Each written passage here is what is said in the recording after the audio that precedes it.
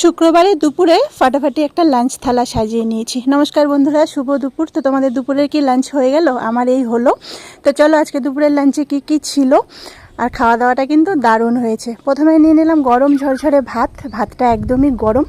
তার উপরে নিয়ে নিলাম লেবুর লঙ্কা। আজকে একটু পেঁয়াজ খেতে ইচ্ছে হয়েছে, কাঁচা পেঁয়াজ নিয়ে নিয়েছি গোল করে।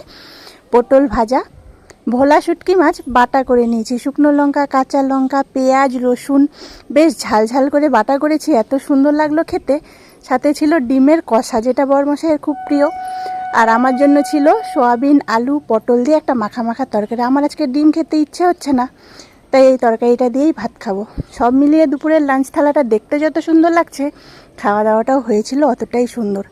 তো তোমরা আজকে কে কী দিয়ে দুপুরে লাঞ্চ করলে সেটাও কমেন্টসে জানিও, আর লাঞ্চের থালাটা কেমন লাগলো সেটাও জানিও।